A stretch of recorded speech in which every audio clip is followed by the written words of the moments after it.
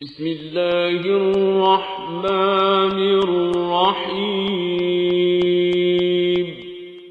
وَلَقَدْ يَسَّرْنَا الْقُرْآنَ لِلذِّكْرِ فَهَلْ مِن مُدَّكِرٍ۔ السلام علیکم ورحمۃ اللہ۔ الحمدللہ وکفا وسلام علی عبادہ الذین اصطفیٰ، اما بعد فاعوذ باللہ من الشیطان الرجیم، بسم اللہ الرحمن الرحیم۔ الف لام را، کتاب انزلناہ الیک لتخرج الناس من الظلمات الی النور باذن ربہم الی صراط العزیز الحمید۔ سورہ ابراہیم کا آغاز ہوتا ہے۔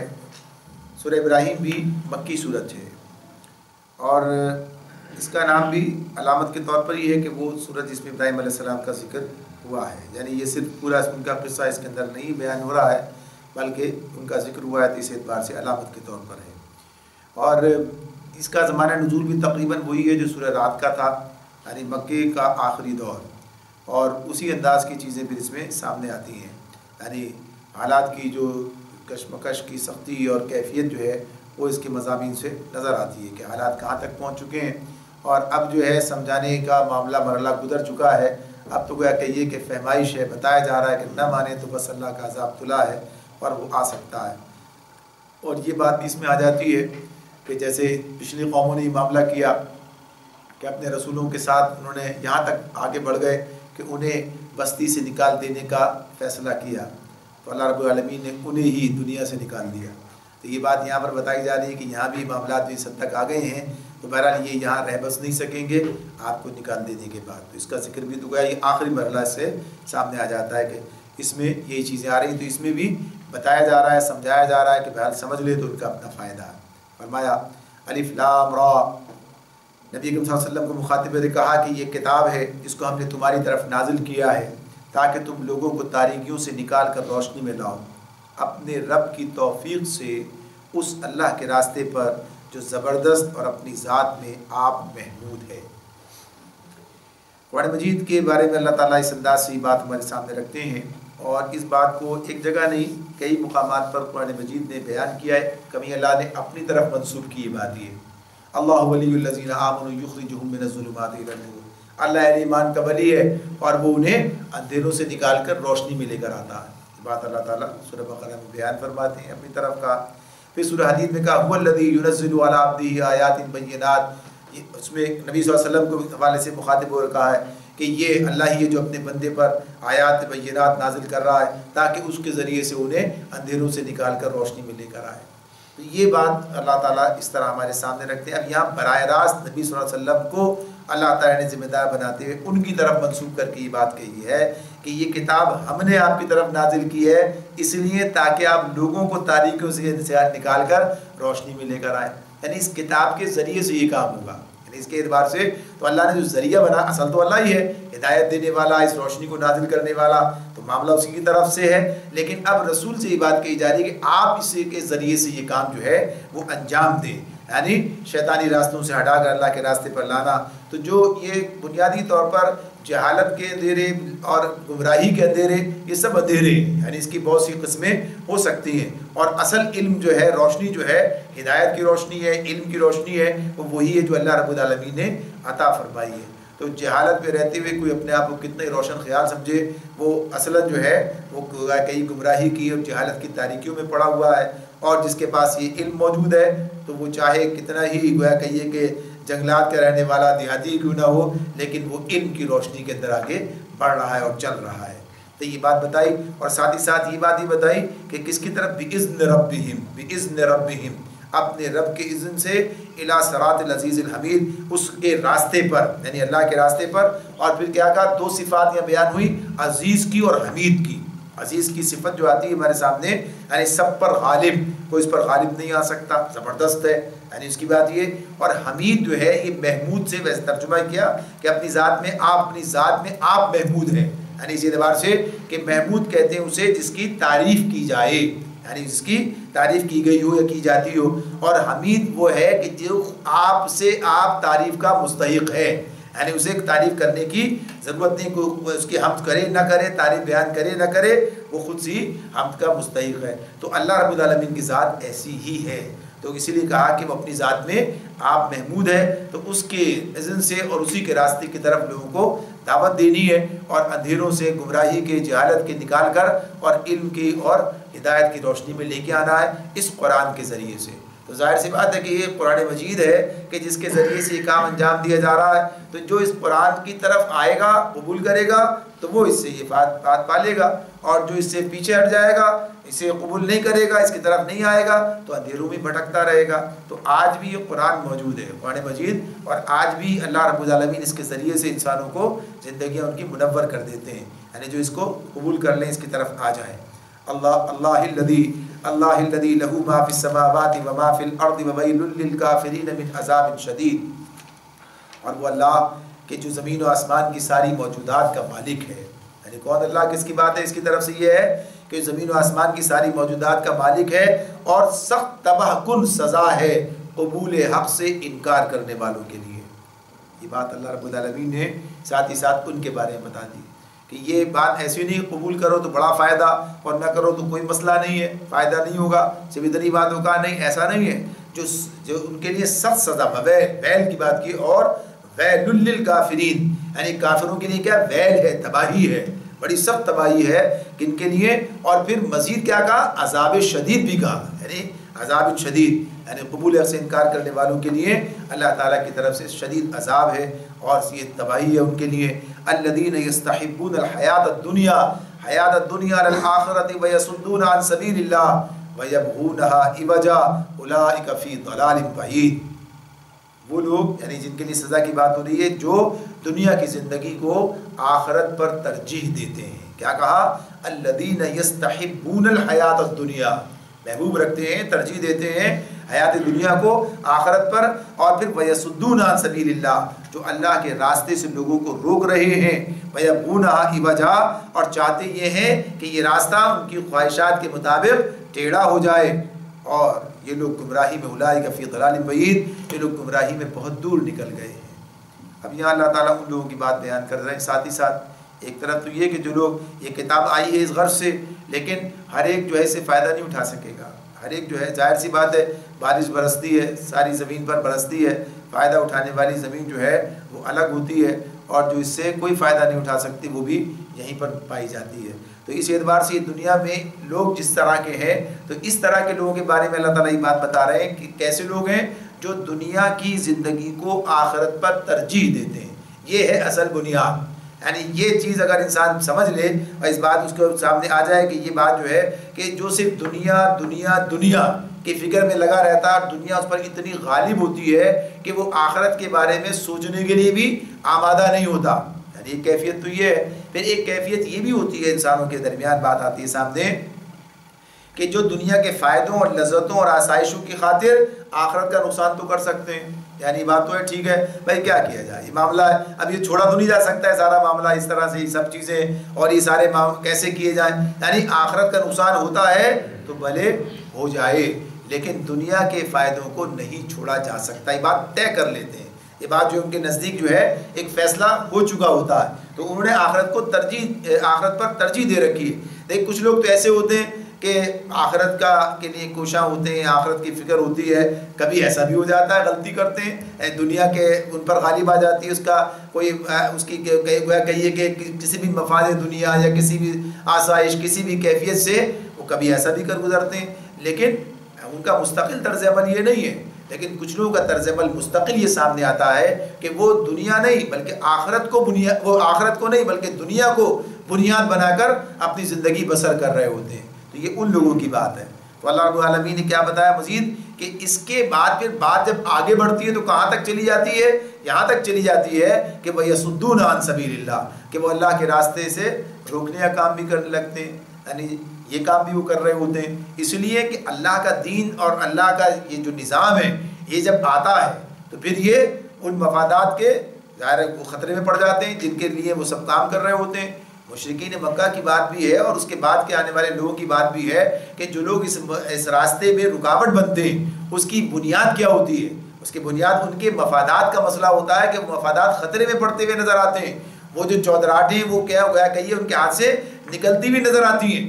ورنہ اگر وہ سب نظام ایسے ہی چل رہا ہو تو بھلے ہی اپنا کام کرتے رہیں, کیا فرق پڑتا ہے, یہ ادھر لگے رہیں ہم ادھر لگے رہیں. لہٰذا وہ کہتے بھی یہی ہیں کہ یہ مسجدیں تمہاری, یہ خانقاہیں تمہاری, یہ سارے معاملات اگر یہاں تک اس کی زد نہ آئے, لیکن اگر کبھی کوئی بات ایسی نکل کے یہاں اس پر زد پڑنے لگے یا اس کا کوئی پیغام وہاں تک آنے لگے, اس پر اثر انداز ہونے لگے, تو بس اس کے خلاف پھر ساری چیزیں ہو جاتی ہیں موجود. تو اس اعتبار سے وَيَصُدُّونَ عَن سَبِيلِ اللَّهِ وَيَبْغُونَهَا عِوَجًا, اور چاہتے ہیں کہ حق کے راستے کو ٹیڑھا کر دیں, حق کو يَبْغُونَهَا عِوَجًا. تو یہ بات کہ خواہشات نفس, بھائی یہ کیسا دین ہے, یہ تو کوئی بات نہ ہوئی. بھائی کوئی راستہ نکالو, کوئی بات بناؤ, کوئی ایسی چیز طے کرو کہ جس سے ہمارا کام بھی چلے اور تمہارا کام بھی چلے. ٹھیک ہے, دونوں چیزیں ساتھ ساتھ چلتی رہے. تو بعض لوگ یہ کام کرتے بھی ہیں, یعنی دنیا پرست عالم جو ہیں وہ یہ کام کرتے ہیں کہ لوگوں کے لیے ایسے راستے نکالتے ہیں جس سے وہ اپنے کام مرضی کے کرتے چلے جائیں اور دینداری پر بھی کوئی حرف نہ آنے پائے. یعنی یہ کہا کوئی ایسا ہیلا نکالو, کوئی ایسی بات کرو جس کے ذریعے سے کام چل جائے. تو یہ تو ادنیٰ درجے کی بات ہے. تو وہ اعلیٰ درجے کی بات کیا, پورے نظام کو بدل دینا چاہتے ہیں, اپنی مرضی کی چیزیں اس کے اندر لا کر شامل کر دیں. اس اعتبار سے کوئی کہیے کہ اسے عین دین بنا کر پیش کر دیں.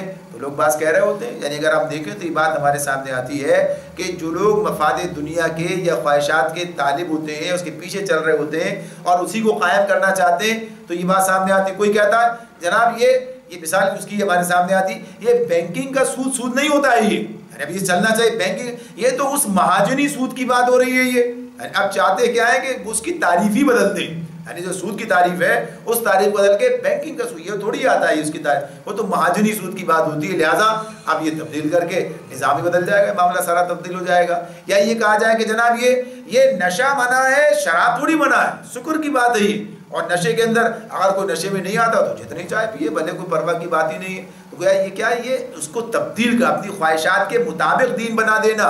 ایک تو یہ آدمی کہے کہ ہاں بھائی یہ کام کرتے ہیں, غلط کام ہوتا ہے, لیکن بہرحال دین تو منع کرتا ہے اس معاملے میں, اگر پھر بھی کر رہے ہیں یہ تو اس طرح جرت کے ساتھ کام کر لے آدمی تو پھر بھی پلٹنے کی توقع کی جا سکتی, اصلاح کی بات ہو سکتی ہے. لیکن جو اسے عین دین بنا کر پیش کر دے, ہم کون سی دین کے خلاف جا رہے ہیں, تو یہ گویا کہیے کہ یہ دین کو یعنی اس راستے کو ٹیڑھا کرنے کی بات ہے. اولئک فی ضلال بعید, تو ایسے لوگ کیا ہیں, گمراہی میں بہت دور نکل گئے. بہت دور کا مطلب نکلنے کیا ہے, پلٹنے کا راستہ نہیں ہے, یعنی پلٹنا مشکل ہو گیا ان کے لیے, اتنا دور نکل گئے. فرمایا وما ارسلنا من رسول الا بلسان قومه ليبين لهم فيضل الله من يشاء ويهدي من يشاء وهو العزيز الحكيم. ہم نے اپنا پیغام دینے کے لیے جب بھی کوئی رسول بھیجا ہے اس نے اپنی قوم ہی کی زبان میں پیغام دیا ہے تاکہ وہ انہیں اچھی طرح کھول کر بات سمجھائے. پھر اللہ جسے چاہتا ہے بھٹکا دیتا ہے اور جسے چاہتا ہے ہدایت بخشتا ہے, اور وہ بالادست اور حکیم ہے. اللہ تعالیٰ نے یہ بات بتائی ہے. یہ تعلیم کی زبان میں ہوتی ہے جو مادری زبان ہوتی ہے. یعنی ایک بات یہ ہمارے سامنے ضمن آ رہی ہے اس حوالے سے کہ اللہ تعالیٰ نے جب کتاب نازل کی ہے تو رسول بھیجا, رسول معلم ہے نا, معلم بنا کر بھیجا جاتے ہیں رسول, اور کتاب جو ہے اللہ تعالیٰ نازل کرتے ہیں, جو کتاب پڑھائی جاتی ہے.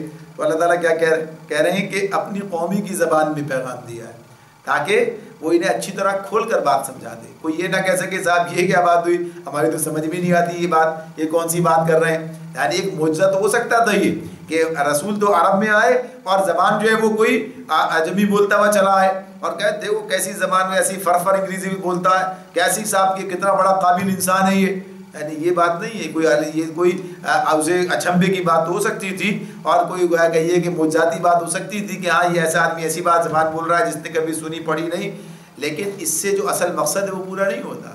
اصل مقصد تو بات کا سمجھنا ہے, علم کا حاصل ہونا ہے. اس میں اللہ تعالیٰ یہ بات بتا رہے ہیں کہ جو ان کی زبان تھی اسی میں اللہ نے پیغام بھیجا. ہمیشہ ہر دور کے اندر ہر رسول اپنی قوم کی زبان میں ہی پیغام ان تک پہنچانے کا کام کرتا ہے. پیغام رسانی اور کتاب نازل ہوتی ہے تو وہ بھی اسی زبان کے اندر ہوتی ہے تاکہ وہ بات کو اچھی طرح سمجھ لیں. پھر یہ بات آگے کی ہے, ظاہر سی بات ہے کہ کسی ایک ہی زبان میں کتاب آنی ہے, اب اس کے بعد کتاب بھی ایک ہی آنی ہے. اب یہ نہیں کہ ہر قوم کے اندر الگ الگ رسول آئے گا, الگ الگ کتاب اس قوم کے. اب اس کتاب کو بنیاد بنا کر اس کے ترجمے ہیں, اس کی تفسیر ہے, اس کی تشریح ہے, یہ سب چیزیں آگے چلیں گی یعنی دوسری قوموں کے لیے بھی. تو آج یہ بات اپنی جگہ پر موجود ہے کہ ہر قوم کے اندر عربی زبان جاننے والے بھی موجود ہیں اور اس کے مطابق آج ان کے ترجمے اور تفسیریں بھی اور زبان کے اندر موجود ہیں. یعنی مسئلہ یہ نہیں ہے کہ یہ بات کہیں کہ بھائی تو عربی میں ہے تو آپ ہم کیا کریں, لیکن ابتداءً جہاں پر آ رہی ہے تو وہاں اسی طرح سے اللہ نے اس کو اسی زبان میں نازل کیا اور فرما دیا کہ اللہ جسے چاہتا فیضل اللہ من یشاء ویہدی من یشاء, جسے چاہتا ہے بھٹکا دیتا ہے اور جسے چاہتا ہے ہدایت بخشتا ہے. تو یہ جو ہدایت اور یہ بھٹکانی بار بار یہ چیز بھی ہمارے سامنے آتی ہے, تو یہ بات تو اپنی جگہ پر ہے کہ اختیار اللہ رب العالمین کا. اختیار کیا ہے؟ اللہ رب العالمین کا ہے, لیکن یہ اختیار وہ ظاہر حکمت سے استعمال کرتا ہے. تو کیا کہا؟ وَهُوَ الْعَزِيزُ الْحَكِيمُ, زبردست اور حکمت والا ہے. یعنی حکمت کے جو مانگے گا چاہے گا اللہ اسے دے گا, جو جدھر جانا چاہے گا اور اس سے کوئی باہر نہیں ہو سکتا. زبردست ہے یہ, یعنی اس کی اپنی قوت اور طاقت کا معاملہ ہے, بالادست ہے, حکیم ہے. تو اس معاملے میں یہ چیز جو ہے بہرحال یہ بات اپنی جگہ ہے کہ یہ کلام کا صرف عام فہم ہو جانا اس سے یہ لازم نہیں آتا کہ سب سننے والے اسے مان جائیں. یعنی یہ جو ہدایت اور گمراہی کا معاملہ ہے اس کی بنیاد سر رشتہ, یعنی اس کا جو اصل اختیار وہ اللہ کے پاس ہے اور وہ اس کے اپنے اسی نظام کے تحت ہوتا ہے جو اس نے بنا رکھا. ورنہ کوئی آدمی یہ کہے بھائی عرب سارے کے سارے تو مسلمان نہیں ہوئے, قرآن تو ان کی زبان میں تھا, یا آج ہم کو کوئی کہے کہ قرآن تو عربی زبان کے اندر موجود ہے اور سارے عرب اسے سمجھتے ہیں, پھر ان کی گمراہی کا سبب کیا ہے؟ اگر آج ہماری گمراہی کا بڑا سبب قرآن سے دوری ہے, قرآن سے لا علمی ہے, تو اصل بات یہ ہے کہ قرآن سے کی لا علمی بڑے دوری کی بات جسے کہی ہے. یعنی اصل لفظ اس میں آئے گا کہ قرآن سے دوری کا ہونا, یعنی وہ جو علم رکھنے کے باوجود جب اس سے دور ہے, اس پر عمل پیرا نہیں ہے, تو ظاہر اسے چاہتے نہیں ہے, قبول کرنے کے لیے اس راستے پر چلنے کے لیے آمادہ نہیں ہے, تو کیسی ہدایت پا سکتے ہیں؟ تو ایسے بھی موجود تھے لوگ کہ جنہوں نے بات کو سمجھا لیکن اس پر ایمان نہیں لے کر آئے. تو یہ معاملہ الگ ہے. البتہ اللہ کی طرف سے جو انتظام ہے وہ یہ کہ بات پوری سمجھا دی جائے انہی کی زبان میں. وَلَقَدْ أَرْسَلْنَا مُوسَىٰ بِآيَاتِنَا أَنْ أَخْرِجْ قَوْمَكَ مِنَ الظُّلُمَاتِ إِلَى النُّورِ وَذَكِّرْهُمْ بِأَيَّامِ اللَّهِ إِنَّ فِي ذَلِكَ لَآيَاتٍ لِكُلِّ صَبَّارٍ شَكُورٍ. ہم اس سے پہلے موسیٰ کو بھی اپنی نشانیوں کے ساتھ بھیج چکے ہیں. اسے بھی ہم نے حکم دیا تھا کہ اپنی قوم کو تاریکیوں سے نکال کر روشنی میں لا اور انہیں تاریخ الہی کے سبق آموز واقعات سنا کر نصیحت کر. ان واقعات میں بڑی نشانیاں ہیں ہر اس شخص کے لیے جو صبر اور شکر کرنے والا ہو. یہ بات کہ وہی پہلے جیسے آپ کو رسول بنا ایسے پہلے بھی رسول آ چکے ہیں, اور اب یہاں اللہ نے انہی الفاظ سے بات کی ہے. آپ کے لیے کیا کہا تھا کہ آپ انہیں اندھیروں سے نکال کر روشنی میں لائیں, تو کہا کہ پچھلے رسول بھی ہے, انہیں بھی موسیٰ علیہ السلام کے لیے بھی کیا کہا تھا کہ بِآیاتِنَا أَنْ أَخْرِجْ قَوْمَكَ مِنَ الظُّلُمَاتِ إِلَى النُّورِ, اپنی قوم کو ہماری آیات کے ذریعے سے اندھیروں سے نکال کر روشنی میں لے کر آ, ظلمات سے نور کی طرف لے کر آ. تو اب یہ جو ہے یہ بات بالکل واضح ہمارے سامنے ہو کر آ جاتی ہے کہ انبیاء کا یہی کام ہے جو وہ اللہ کی کتابوں کے ذریعے سے انجام دیتے ہیں. اور نور اور روشنی کسے کہا جا رہا ہے یہ بھی بات واضح ہو رہی ہے, اور ظلمت, اندھیرے, گمراہی, یہ سب اس کے لیے بھی بات واضح ہو رہی ہے. تو یہ ان کا جو ہے کام ہے انبیاء کا جو اللہ کی کتاب کے ذریعے سے وہ انجام دیتے ہیں. اور ساتھ ساتھ مزید کیا کہا وَذَكِّرْهِمْ بِأَيَّامِ اللَّهِ وَذَكِّرْهُمْ بِأَيَّامِ اللَّهِ کہ انہیں ایام اللہ کیا ہوتے ہیں؟ اللہ کے دن سے مراد کیا ہے؟ یعنی تاریخ کے سبق آموز واقعات, یعنی یہ تاریخی ایام اللہ عربی میں تاریخی واقعات کے لیے یہ الفاظ بولی جاتے ہیں. یعنی ایسے دن, ایسے ایام, ایسے واقعات جس کے اندر وقوع پذیر ہوئے. تو قوموں کی تاریخ ہے, اس کے اندر یہ بڑے بڑے واقعات سامنے آتے ہیں. کسی قوم کے عروج کا فیصلہ ہوتا ہے, کسی کی زوال کی بات ہوتی ہے, عروج کیسے حاصل ہوا, زوال کیسے آ گیا. تو یہ چیزیں بھی سبق آموز ہیں, اس کے ذریعے سے انہیں سبق سکھاؤ, بتاؤ انہیں. تو فرمایا کہ اس سے بڑی نشانیاں ہیں مگر کس کے لیے؟ لِكُلِّ صَبَّارٍ شَكُورٍ, لِآيَاتٍ لِكُلِّ صَبَّارٍ شَكُورٍ. اس میں آیات ہیں ہر اس شخص کے لیے جو صبر اور شکر کرنے والا ہے. یعنی ایسے تھڑے لوگ, چھچورے لوگ, کم ظرف لوگ وہ اس سے فائدہ نہیں اٹھاتے, لیکن جو صبر اور شکر کے ساتھ جو صبر کر کے یعنی اپنے اوپر قابو رکھنے والے اور آزمائشوں میں صبر اور پامردی سے گزرنے والے, یا یوں کہیے کہ جو بلند اخلاق کے حامل لوگ ہوتے ہیں. یعنی اگر ہم یہ جیسے کہا نبی صلی اللہ علیہ وسلم نے ارشاد کا خلاصہ یہ بھی آتا ہے سامنے کہ جو جاہلیت میں اچھے تھے وہ اسلام میں بھی اچھے ہیں.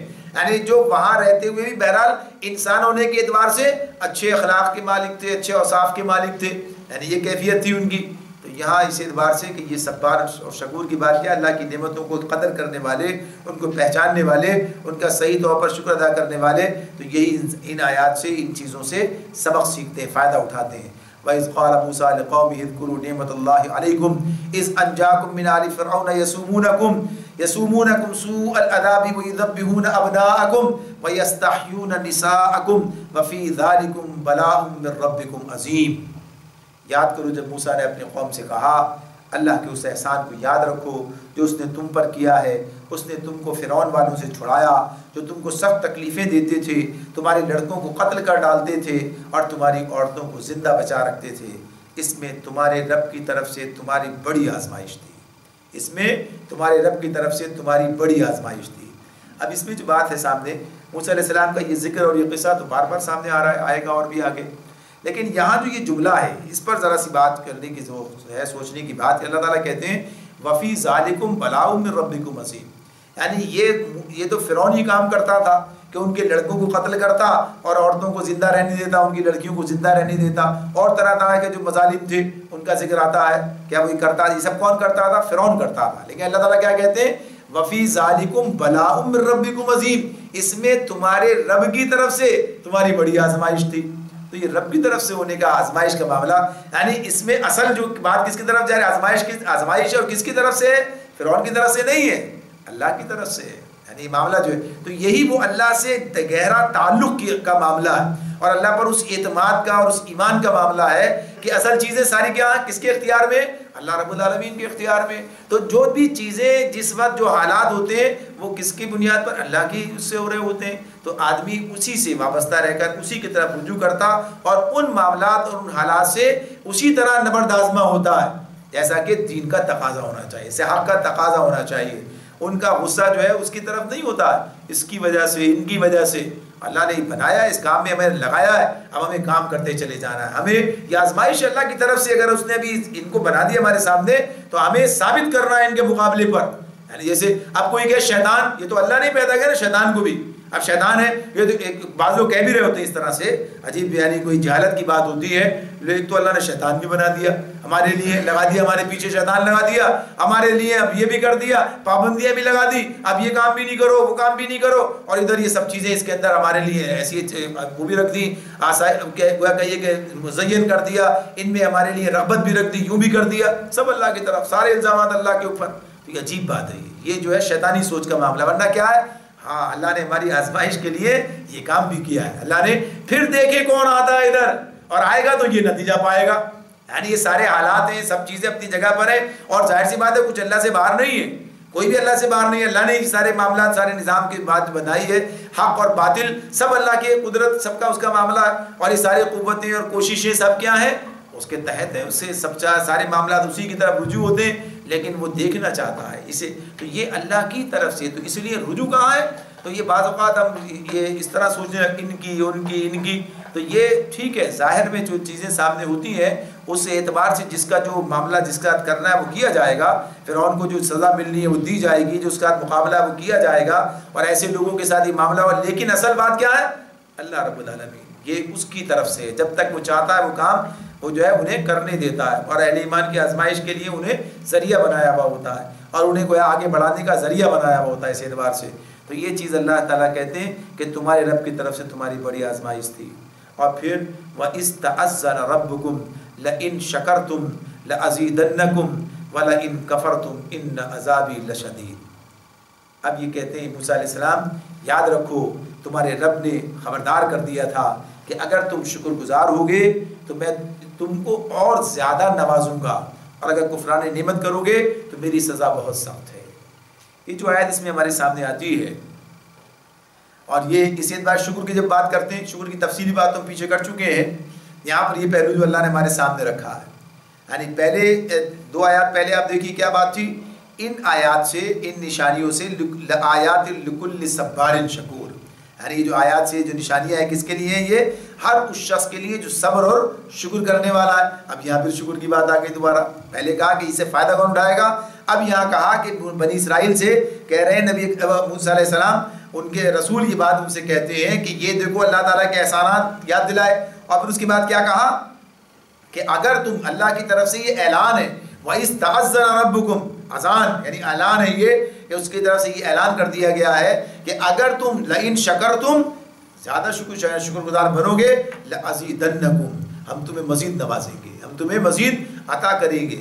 وَلَئِن كَفَرْتُمْ، لیکن اگر تم کفران نعمت کرو گے، تو یہاں یہ کفر اور شکر کو مد مقابل ایک دوسرے کے رکھا ہے۔ کئی مقامات ہمارے سامنے ایسے آئیں گے، تو یہ کہا کفران نعمت کرو گے تو ان عذابی لشدید، میرا عذاب سخت ہے، شدید ہے۔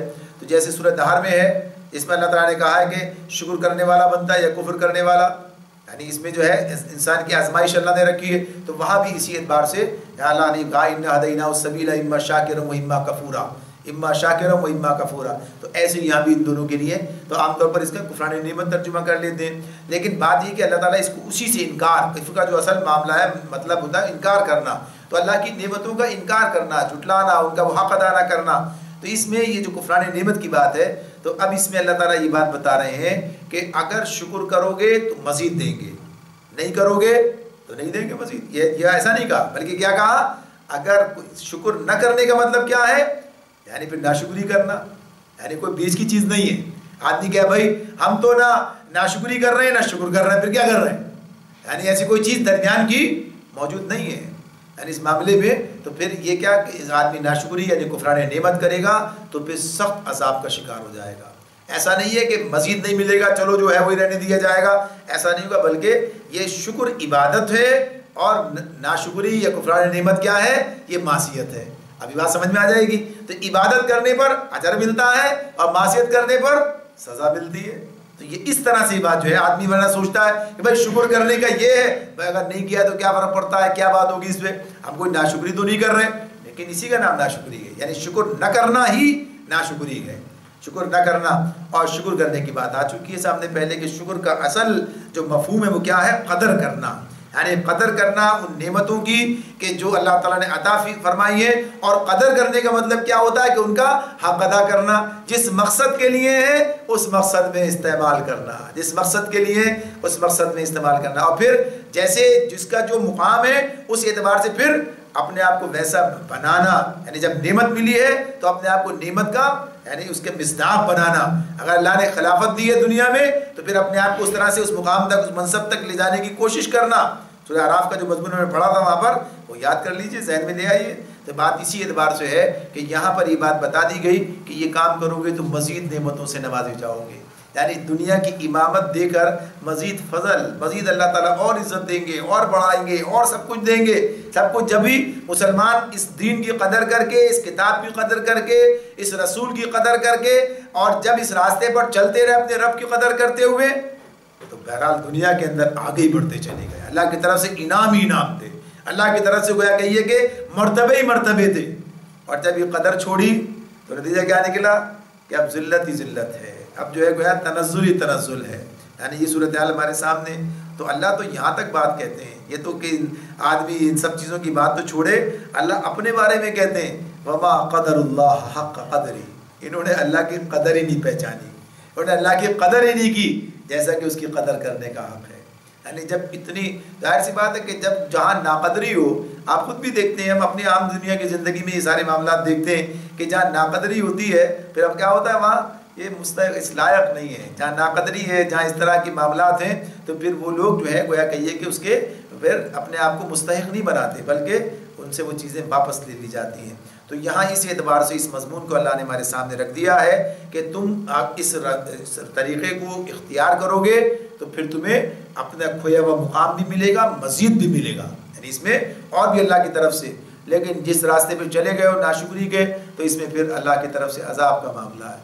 تو صرف زبان سے شکر ادا کرنے کی بات نہیں ہے کہ آدمی زبان سے شکر شکر کہتا رہے لیکن عملاً جو اس کے خلاف جاتا رہے۔ تو زبان سے بھی شکر کی بات کرے اور عمل سے بھی اپنے ثابت کرے کہ اللہ کی نے جو مقام اور جو منصب دیا، پہلے تو وہی دین جو سب سے بڑی نعمت ہے اس کا ذکر سب سے پہلے ہونا چاہیے۔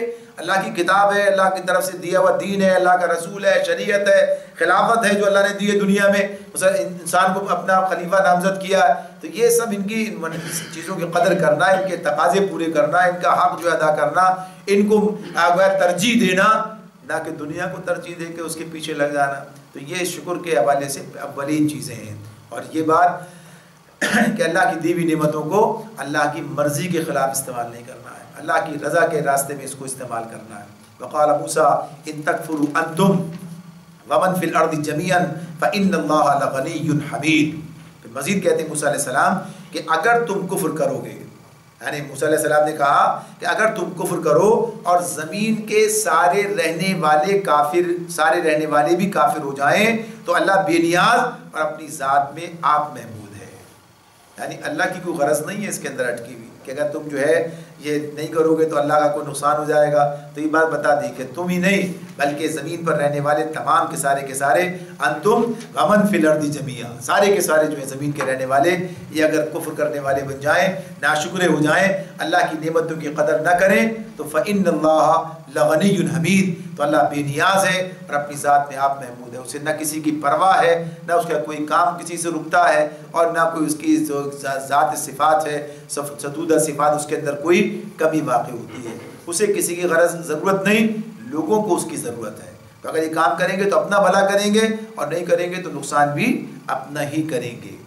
أَلَمْ يَأْتِكُمْ نَبَأُ الَّذِينَ مِنْ قَبْلِكُمْ قَوْمِ نُوحٍ وَعَادٍ وَثَمُودَ وَالَّذِينَ مِنْ بَعْدِهِمْ لَا يَعْلَمُهُمْ إِلَّا اللَّهُ جَاءَتْهُمْ رُسُلُهُم بِالْبَيِّنَاتِ فَرَدُّوا أَيْدِيَهُمْ فِي أَفْوَاهِهِمْ وَقَالُوا إِنَّا كَفَرْنَا بِمَا أُرْسِلْتُم بِهِ وَإِنَّا لَفِي شَكٍّ مِّمَّا تَدْعُونَنَا إِلَيْهِ مُرِيبٍ. کیا تمہیں ان قوموں کے حالات نہیں پہنچے کہ تم سے پہلے گزر چکی ہیں؟ قوم نوح، عاد، سمود اور ان کے بعد آنے والی بہت سی قومیں جن کا شمار اللہ ہی کو معلوم ہے. ان کے رسول جب ان کے پاس صاف باتیں اور کھلی کھلی نشانیاں لیے ہوئے آئے تو انہوں نے اپنے منہ میں ہاتھ دبا لیے اور کہا جس پیغام کے ساتھ تم بھیجے گئے ہو ہم اس کو نہیں مانتے، اور جس کی طرف تم ہمیں دعوت دیتے ہو اس کی طرف سے ہم سخت خلجان آمیز شک میں پڑے ہوئے ہیں. اس آیت میں جو بات ہمارے سامنے ہے، یعنی تو یہ بات یہ بتائی کہ پچھلے قوموں کا ذکر تمہارے سامنے تمہیں معلوم ہے، اور پھر ایک خاص بات جو اس میں یہ آئی ہمارے سامنے جس میں کہا کہ انہوں نے اپنے منہ میں اپنے ہاتھ دبا لیے. فردوا ایدیہم، یہ جو فی افواہہم، اس جملے کے تراجم میں مختلف چیزیں لوگوں نے اختیار کی، یعنی اختلاف ہے مفسرین کے درمیان ان کے مفہوم کے اعتبار سے کہ اس میں کیا بات جو ہے وہ بیان کی جا رہی ہے. تو بنیادی طور پر اس میں جیسے کہا جاتا ہے کہ اپنے تعجب کی بات، حیرت کی بات، جیسے کہتا ہے نا دانتوں میں انگلی دبا لی، اردو میں محاورے کے اندر ہم یہ بات کہہ رہے ہوتے ہیں، یا کوئی اور اس طرح کے جملے کہتے ہیں کانوں پر ہاتھ رکھ لیے، اس طرح یعنی تعجب کا معاملہ اور اس کے ساتھ ساتھ افسوس کا معاملہ. اس کے اندر دونوں چیزیں انکار، اچھمبا، غصہ، یعنی یہ تمام چیزیں اس میں سمیٹ کر جمع کی جائیں تو ایسے الفاظ کے حوالے سے تو بنیادی طور پر یہ مفہوم کی بات اعتبار سے بات ہے کہ یہ معاملہ انہوں نے کیا. یعنی انہیں حیرت کس بات میں، اچھا رسول آ گئے، یعنی اس معاملے میں گویا کہیے یا اس اعتبار سے کہ انہوں نے ان کی اپنی حیثیت کے اعتبار سے، فرد کے ہونے کے اعتبار سے، انسان ہونے کے اعتبار سے گویا کہیے کہ اچھمبے کی بات اور اپنی حیرت کا اظہار کیا. تو کہا انہوں نے کہ جس پیغام کے ساتھ تم بھیجے گئے اس کو نہیں مانتے، اور جس چیز کی طرف تم ہمیں دعوت دیتے ہو اس کی طرف سے ہم صد خلجان آمیز شک میں پڑے ہوئے ہیں. تو ایسا شک جس سے اطمینان رخصت ہو گیا ہے. خلجان آدمی کے اندر کیا ہوتا ہے، یعنی اطمینان رخصت ہو گیا. اب کیا ہے، خلجان پڑے ہوئے، عجیب سی بے اطمینانی کی کیفیت ہے، تسلی نہیں ہے، اطمینان نہیں ہے، یکسوئی نہیں ہے. تو یہ جو لوگ حق کا انکار کرتے ہیں ان کے پاس کوئی دلیل نہیں ہوتی، ان کے پاس کوئی اس کے لیے اپنے پاس کوئی ان کے پاس اس طرح کا کوئی ایسی بات جس پر یہ مطمئن ہو سکیں، اپنے آپ کو مطمئن ہو سکیں.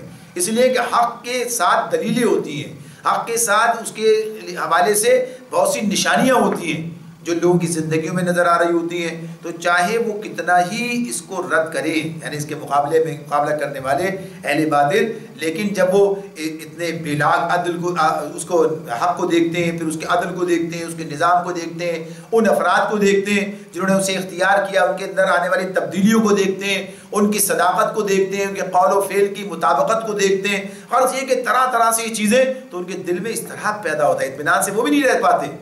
تو یہ بات اپنی جگہ پر ہے کہ جب کبھی یہ دعوت آتی ہے تو یہ لوگوں کو اضطراب میں مبتلا کرتی ہے. یعنی ایسا نہیں ہوتا کہ وہ لوگ مطمئن رہتے ہیں، انہیں پتہ چلتا ہے، اندازہ ہوتا ہے، لیکن دل چیز کے کون دیکھتا ہے، اللہ جانتا ہے کیا کیفیت ہے. تو اس حوالے سے بات جو ہے اللہ نے بتا دی کہ ان کا معاملہ اس اعتبار سے ہے. تو اس معاملے میں یہ چیزیں جو ہیں اس میں اللہ نے واضح کر دیا ہے کہ یہ حق جو ہے اس کے ساتھ وہ قوت ہے، وہ طاقت ہے کہ جس کا مقابلہ باطل کی قوتیں نہیں کر سکتی، بلکہ وہ اپنی ذات کے اندر یہ کمزوری ہے جو اپنے اندر پنہا رکھتی ہیں، نظر نہیں آتی ہے لیکن اس کے اثرات ان کی زندگیوں میں ہوتے ہیں۔ انشاءاللہ اگلی بات اگلی مرتبہ کر سکیں گے۔ اللہ رب العالمین سمجھنے اور عمل کرنے کی توفیق عطا فرمائے۔ وآخر دعوانا ان الحمدللہ رب العالمین۔